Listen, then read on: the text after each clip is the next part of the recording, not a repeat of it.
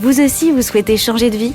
Que vous soyez salarié, chercheur d'emploi ou étudiant, découvrez sur maformation.fr la formation qui correspond à votre projet. Maformation.fr réunit plus de 100 000 offres de formation dans tous les domaines, partout en France. Vous êtes à la recherche d'une formation courte ou longue durée pour changer de métier, acquérir une nouvelle compétence ou enrichir les vôtres ? Vous la trouverez sur maformation.fr. Maformation.fr vous présente L'Envol.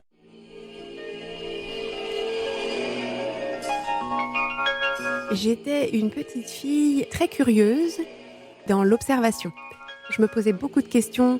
Je me rappelle par exemple dans des stations-service sur la route des vacances, je regardais les autres familles, je regardais les gens, j'essayais d'imaginer d'où ils viennent, où ils vont, qu'est-ce qui se passe pour eux, entre eux. Voilà, donc un enfant très, très observateur. Je pense que effectivement tout prend racine là. Ouais.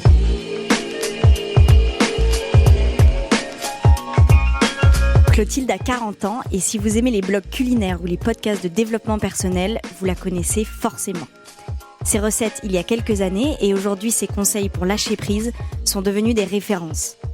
Mais pour en arriver là, elle a changé de cap plusieurs fois déjà. Et dans cet épisode, vous apprendrez même qu'elle a été ingénieure en informatique dans une autre vie.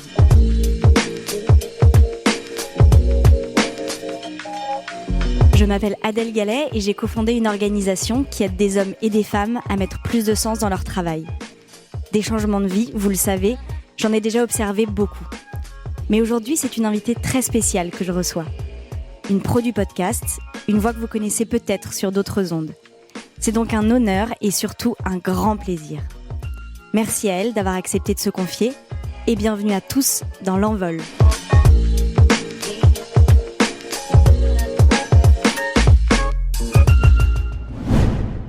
J'ai eu mon bac en 96 et c'était les balbutiements d'Internet en France. Je comprenais pas très bien encore ce que c'était, mais je trouvais ça fascinant. Et en fait, j'ai fait des études à Dauphine de gestion.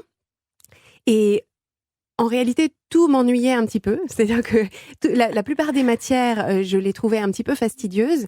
Et par contre, en fait, ce qui m'intéressait le plus, c'était, on avait une UV d'informatique. Et ça, par contre, ça m'intéressait beaucoup. Et parallèlement à ça, j'ai rencontré l'homme qui est devenu bien plus tard mon mari. Et lui, par contre, il était vraiment tombé dans la marmite de l'informatique quand il était petit.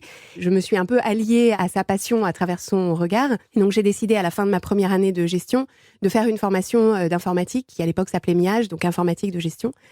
Et en fait, j'adorais le côté on fait beaucoup, on réfléchit en amont, on programme des choses. Il y a vraiment quelque chose de l'ordre du faire. Je trouvais ça très excitant. Mais c'était l'époque du boom des dot-com aux États-Unis. Et donc, avec mon copain devenu mon mari plus tard, on a fait nos stages de fin d'études en Californie, donc dans la Silicon Valley. Et on y est resté 2 ans parce que nos stages, on les a transformés en postes définitifs. Et c'était vraiment une aventure extraordinaire. Alors, j'avais même pas encore l'âge de rentrer dans les bars aux États-Unis.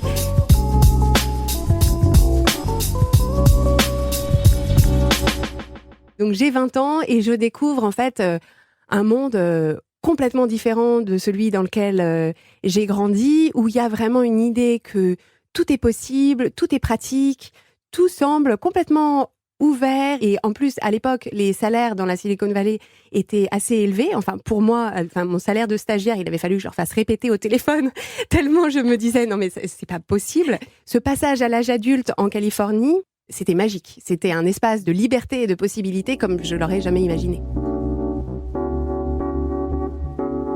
On a été très heureux en Californie. Ce qui s'est passé, c'est qu'il y a eu le 11 septembre et ça a changé l'ambiance aux États-Unis d'une façon générale et en Californie en particulier. Et économiquement, ça a beaucoup changé. Et pour ma part, la start-up pour laquelle je travaillais a été rachetée par une entreprise irlandaise et tout mon département, donc le département des ingénieurs, a été transféré en Irlande. Donc ça faisait pas partie de mes projets de vie d'aller en Irlande à ce moment-là. Et donc on a pris la décision de rentrer en France en se disant que peut-être qu'on repartirait, peut-être au Japon, peut-être ailleurs. Et puis finalement, on s'est trouvé un endroit à Paris qui nous plaisait bien et on s'y est installé.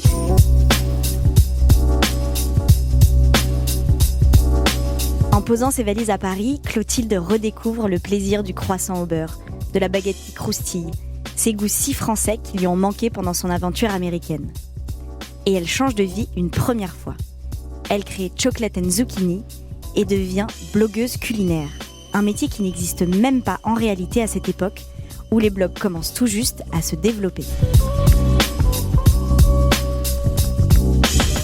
C'était des toutes petites photos très moches. Pour moi, à l'époque, il n'y a pas du tout d'ambition d'en faire un métier. C'est vraiment purement un moyen d'expression. La cuisine, pour Clotilde, c'est une passion qui l'anime depuis qu'elle est assez jeune. Elle a beaucoup cuisiné avec sa mère. Mais cette passion s'est vraiment découverte quand on était aux États-Unis. Après avoir déménagé aux États-Unis, elle a commencé à cuisiner et c'est là qu'elle a vraiment cette passion qu'elle a ensuite partagée sur son blog. Clotilde, ma femme, a toujours eu le besoin de partager ses passions avec un plus grand nombre. C'est vraiment quelque chose qui l'anime. C'est vraiment une façon de partager les choses et d'avoir un retour sur sa passion et ses créations. Donc c'est vraiment un échange entre la communauté et elle-même. Et je suis la première Française à créer un blog de cuisine. Je le crée en anglais parce que tous les blogs sont en anglais. Et puis peu à peu, les blogs aux États-Unis explosent complètement. Le mien y compris parce que je fais partie de cette génération, la OG des blogs culinaires. Et c'est à ce moment-là que j'ai la possibilité d'écrire un livre de cuisine et que je me dis, voilà, ce livre de cuisine, si je veux l'écrire bien, il faut que je puisse y consacrer du temps. Et donc, je commence par passer au 4/5e dans mon travail d'ingénieur en informatique pour commencer à mettre en place les bases. Et puis, quand j'arrive à voir que j'ai ce contrat pour écrire un livre, que je commence à écrire des articles à droite à gauche, que je commence à comprendre quel genre de métier je pourrais inventer autour de ça, à ce moment-là, je démissionne. C'est l'été 2005. Et je démarre à ce moment-là une carrière d'auteur culinaire à temps plein. Et pour moi, c'était quelque chose de très joyeux parce que c'était un terrain complètement vierge. Ce qui est pour moi très excitant, c'est qu'en fait, j'ai l'impression de pouvoir tout inventer. Et donc, je fais ça pendant 15 ans. Et il y a un côté un peu magique à avoir créé un truc toute seule dans son salon et avoir tous les grands quotidiens dans tous les États des États-Unis qui parlent de Clotilde Dussoulier, chocolat and zucchini. À l'époque, le parallèle avec Amélie Poulain est immédiat. Et à ce moment-là, je me dis, à l'époque, j'y pensais pas en ces termes-là, mais c'est le coup de pouce de l'univers. Il y a un truc qui se passe. Je me dis, je suis au bon moment, au bon endroit. Ça me plaît vraiment ce que je fais. Je vois que ça correspond à un besoin, une envie. Donc, génial. Et puis les années passent, et Clotilde sent peu à peu qu'elle ne se reconnaît plus dans cette passion qui est devenue un métier. Au fil du temps, sans que je m'en aperçoive nécessairement sur le coup, la cuisine que je fais, j'ai toujours derrière la tête cette idée de, est-ce que c'est une recette pour le blog ? Est-ce qu'il faut que je la fasse maintenant ou est-ce que je la fais pendant la semaine, un peu plus tôt dans la journée pour avoir la lumière naturelle, pour faire les photos, etc. Donc, il y a toute une gymnastique qui se met en place. Je m'aperçois aussi que, au bout d'un moment, l'évolution du blog culinaire prend une tournure qui ne ressemble pas à ce qui, moi, m'anime. C'est-à-dire que c'est de plus en plus autour de la photo, autour de la vidéo, autour de la recette ultra facile, autour du côté consommable très rapidement. Donc, faut faire des vues sur les réseaux sociaux, etc. Je me prête au jeu dans une certaine mesure, mais je sens bien qu'en fait, moi, c'est pas là-dedans que je m'épanouis. Moi, ce qui m'intéresse vraiment, c'est de raconter des histoires autour de la cuisine et que plus ça va, moins les gens lisent des blogs, plus les gens sont sur les réseaux sociaux. Mais je sens bien que ce que moi, j'ai envie de faire, c'est plus exactement ça. Et je m'aperçois en parallèle que je peux raconter des histoires autour de la cuisine pendant 15 ans, mais qu'au bout d'un moment, je m'aperçois que ce sont des histoires que j'ai peut-être racontées il y a 5 ans, il y a 10 ans, il y a 15 ans, donc c'était pas aux mêmes personnes. Donc peut-être que les gens s'aperçoivent pas et j'ai un regard nouveau parce que je suis différente, etc. Mais j'ai l'impression d'une routine qui s'installe et qui me nourrit moins, sans mauvais jeu de mots. Et parallèlement à ça, j'écoute énormément de podcasts et ça devient pour moi un canal d'apprentissage, d'ouverture à tout un tas de concepts, de considérations qui me nourrissent énormément. Et donc, je m'intéresse à ça et je découvre des outils de développement personnel dont je n'avais absolument pas connaissance, présentés d'une façon qui me paraît complètement révolutionnaire, nouvelle et qui change complètement ma vie intérieure, qui la révolutionne et qui m'apporte de vrais bénéfices en termes de sérénité, de présence, de clarté sur ma vie, où est-ce que j'ai envie de la mener, les relations que j'ai au sein de ma famille, à l'extérieur, etc. Et plus ça va, plus j'en parle autour de moi et plus je me dis, j'ai envie de faire quelque chose de ça.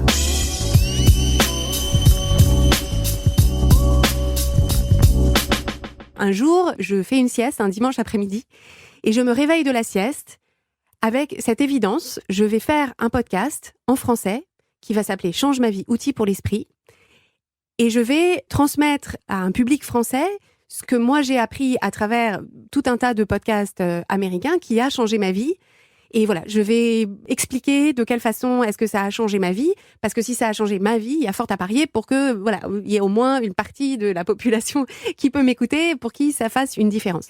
J'avais le plan des quelques premiers épisodes, et j'avais la vision du logo, de ce qui allait se passer. L'univers m'a dit, voilà, tu vas faire ça, voilà comment ça va se passer. J'ai même le souvenir d'avoir imaginé, en fait, être au parc où j'emmène mes enfants le week-end, et d'avoir des personnes que je connais qui me disent « Ah ouais, j'ai écouté ton podcast, super » et tout. C'était assez fou.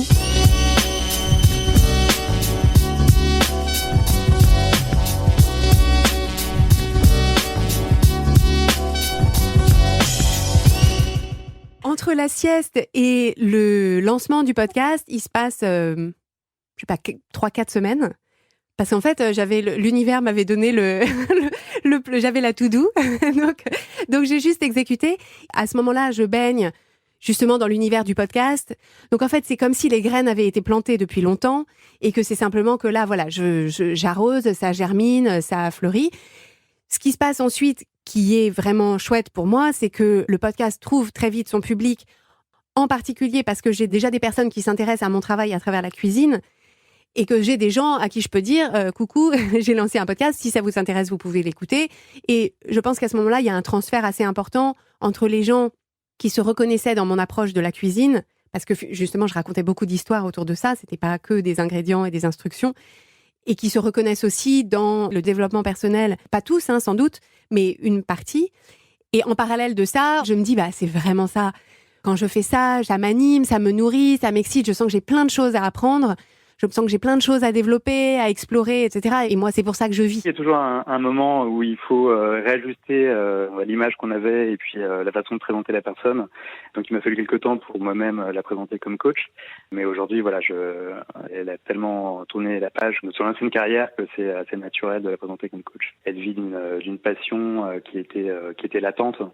Et aujourd'hui, elle est vraiment très épanouie dans ce qu'elle fait.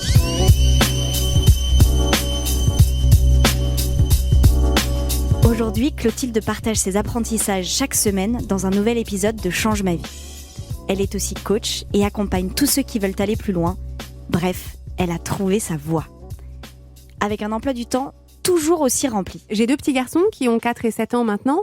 Donc je travaille à temps plein, ils sont à l'école.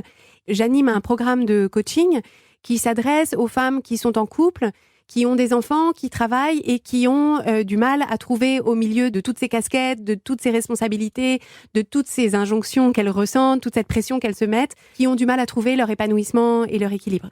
Donc il y a une grande partie de ma semaine qui est occupée à animer ce programme, à coacher les personnes que j'accompagne. Et en parallèle de ça, il y a aussi toute la gestion du business à proprement parler, donc faire la compta, les choses administratives. Et puis le soir, je rentre et je donne le bain, je fais le dîner, je couche, je câline, voilà, et le lendemain on recommence.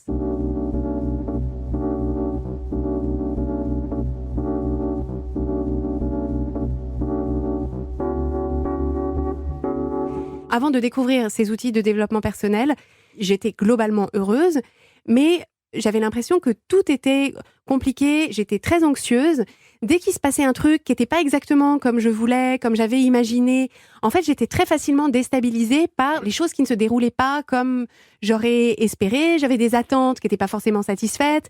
Au moment où il fallait s'occuper des enfants, en fait, j'aurais préféré faire autre chose. Au moment où je faisais autre chose, je me disais non, mais je devrais être en train de m'occuper de mes enfants. En fait, le problème que j'avais, c'est que j'avais du mal à trouver de la clarté et de la présence. J'étais jamais là où j'étais au moment où j'y étais. J'étais tout le temps dans la rumination, dans la projection, etc. Et je me disais, en particulier parce que mes enfants étaient petits, je suis en train de passer à côté de quelque chose d'important. Mes enfants ne seront jamais aussi petits que l'âge qu'ils ont maintenant. Et en fait, ça me créait une sorte d'urgence où je me disais, c'est pas normal que je kiffe pas plus que ça ma vie, qui sur le papier, j'ai tout ce que je voulais. Et donc, comment ça se fait que mon épanouissement ne naît pas, d'un coup de baguette magique, une fois que tout comme dans les jeux vidéo, là, une fois qu'on a emboîté toutes les pierres, d'un coup, la porte s'ouvre. Et en fait, ce dont je me suis aperçue en découvrant ces outils de développement personnel qui a vraiment tout changé, c'est que j'ai compris que c'était pas un problème avec moi, que c'était pas que structurellement j'étais une handicapée du bonheur, c'était juste que le cerveau humain n'est pas câblé pour l'épanouissement, le bonheur, le kiff. En fait, il faut lui apprendre. Et donc, n'importe quel âge de la vie, il est jamais trop tard pour mettre en place ces outils qui sont finalement très simples. C'est très simple, mais le changement, c'est simple, mais c'est pas facile.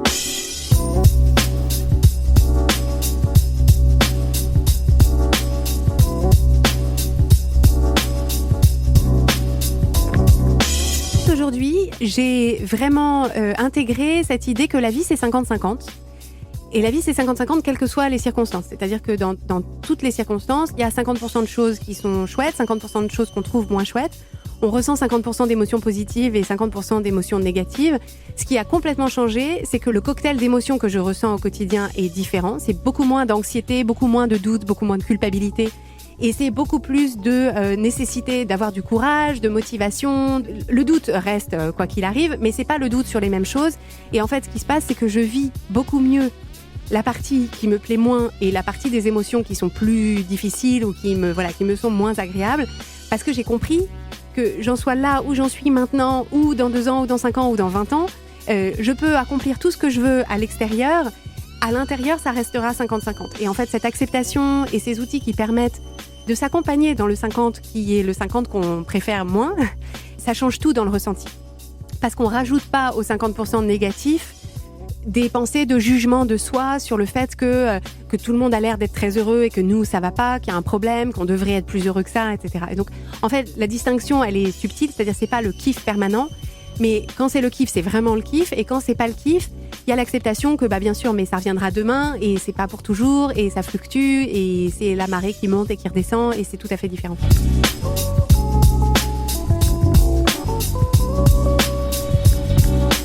La prochaine chose que j'aimerais changer dans ma vie, et ça c'est quelque chose que j'essaye de faire depuis longtemps, mais c'est une pratique constante d'essayer de changer ça, c'est de faire plus de place pour le rien. Parce qu'en fait, je m'épanouis beaucoup dans le faire. J'adore faire des choses qui ont des effets, voir les effets de ce que j'ai fait. Pour moi, c'est vraiment ça qui m'anime au quotidien. Et j'ai envie de voir ce qui se passe, de voir de quelle façon est-ce que ça change. Je pense que c'est quelque chose dont on est nombreux à avoir besoin parce qu'on est une société qui est vraiment dans l'élan et dans la course en avant. Et j'ai envie d'essayer de créer ça pour moi et d'essayer de voir de quelle façon est-ce qu'ensuite je pourrais aider d'autres personnes qui ont comme moi cette propension à être tout le temps dans l'action et dans la chose suivante.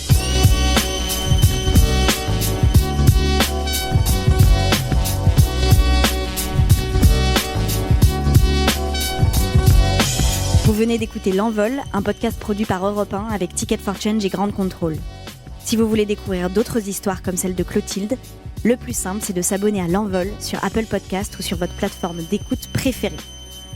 Et si vous avez aimé ce podcast, alors partagez-le, commentez et mettez plein d'étoiles. On a hâte de vous lire. À très vite dans L'Envol.